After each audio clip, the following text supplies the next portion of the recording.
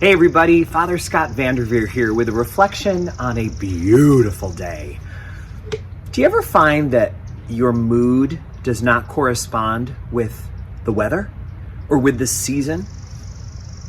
I remember losing my grandmother, my beloved Bachi, who I loved with all my heart, when she was 96. She died on November 5th, and I remember thinking, good that it's November. Because November is a time of year when there is so much gray and gloom, and everything feels so heavy and weighed down. And that's how I feel. So this feels right. The bitter winds of November, the cold rains, they fit my mood at the time. I was in grief, and it felt like my mood was appropriate to the time of year and to the situation that I was in. So what do you do when you're grieving at a time like this? I'm coming to you on a beautiful day where the temperature is 75 degrees and the sky is bright blue with the perfect amount of puffy clouds. That's when we realize a couple of things. One of them is that there is such a thing as depression, and depression is a medical condition. It doesn't depend on the weather or on circumstances going well at work or at home.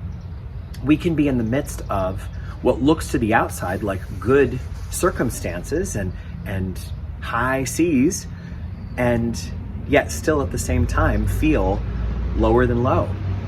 And that's because depression is not about a mood or a virtue, it's a medical situation. But there are other things that happen in our lives too.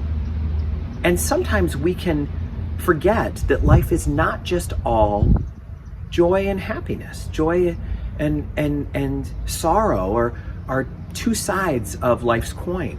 We have to make room for not just the highs, but also the lows. I remember reading a theologian say that for a Christian, the most important thing in life is not necessarily happiness. In our culture, usually people think that happiness is the highest virtue. Life, liberty, and the pursuit of happiness, we say, that's what matters. But Jesus wasn't always happy. He didn't always make choices that led to him being gratified. He was living a life that had deep meaning. And that's exactly what this theologian said, is for the Christian, the question is not, am I happy? The question is my life meaningful? Is my life going in a direction of meaning? Am I living a life that is filled with purpose? If I am, then it may be that I'm not happy right now at all because I'm working toward another goal. Lent is not a time of giddiness, it's a time of restraint and even penance and a little bit of struggle. But it's worth it. It's all worth it. So let us be willing to consider in this amazing time of year. If you're watching this in the winter, I want you to know that I'm coming to you on a day when life feels so easy and breezy and good. But that doesn't mean that everyone around me, or even me myself on a lot of days like this, feels like $1,000,000. It may be that my moods coincide perfectly with the weather, but it may also be that they don't. And that doesn't necessarily mean that I'm going through the medical condition of depression. It may be the blues. It may be a temporary time of melancholy or sorrow or dealing with nostalgia or exhaustion. But it does mean that all of the things that are part of our palette of life, all the colors on the palette are meant to be there to create the masterpiece that God has in mind for our lives. We can't do it without everything. We could never make a great meal if it didn't have all of the flavors. Think of like how a salad dressing needs to be both sweet and sour with maybe a little bit of bitter in it.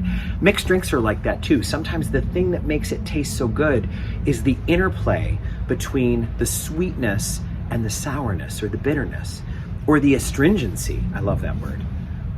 Whatever it is that makes up life in all of its color can be used to bring meaning and purpose to the masterpiece that we're creating.